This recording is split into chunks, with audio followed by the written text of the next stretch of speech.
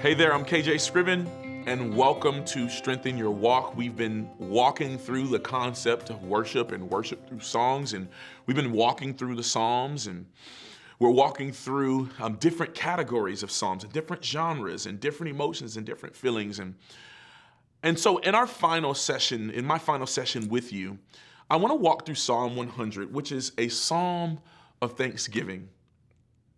And this is how this psalm reads. It says, "Let the whole earth shout triumphantly to the Lord. Serve the Lord with gladness. Come before the Lord, come before him with joyful songs. Acknowledge that the Lord is God. He made us, and we are his.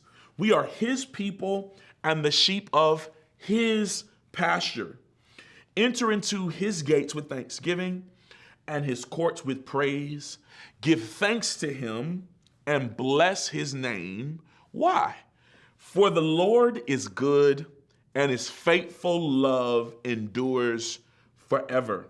His faithfulness through all generations." This is a song that one of the psalmists wrote. And there's something that I want to focus on in this psalm. Why do we praise God? Why do we sing to God? Why do we give God thanks? And I just want to focus on a couple verses here. I want to focus on verse 3. It says, "Acknowledge that the Lord is God. It is he that has made us, not we ourselves. We are his people and the sheep of his pasture." I love this because it is saying acknowledge that God is the one that made you. You didn't make yourself. You know, I remember when my wife was having our first daughter, Allison. My wife was about 8 months pregnant, and my wife remembered feeling, she just felt very achy. And we called the nurse and the doctor and said, "Hey, is there something wrong? We're feeling kind of achy." And my wife and the nurse told my wife, she said, "Hey, Miss Scriven, no issue. Your bones are actually softening.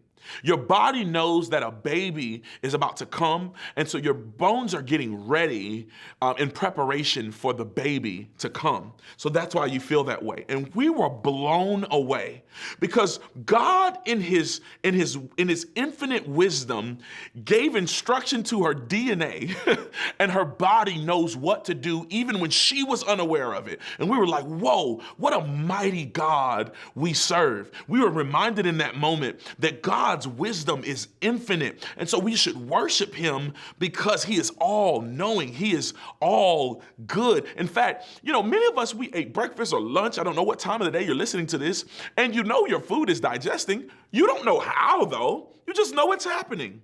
This is an indicator that someone beyond you made you. And since God made you, you don't get to determine what you do with your life. The one who created you does. And that lets you know, man, whoever made me is infinitely powerful, infinitely wise, infinitely beautiful. And for this reason, we are reminded it is he that has made us, not we ourselves. And so we are not the God of our own lives. He is the Lord of our lives. And for that reason alone, he deserves our worship. But not only is God all powerful, not only is he all wisdom, it says here in verse 5 that his faithful love, his covenant love endures forever. He is worthy of our worship. So I encourage you guys, keep singing, keep worshiping the Lord, and read these Psalms because they will be a guide for you through your journey in life. It's been a pleasure, and thank you so much for joining us for Strengthen Your Walk.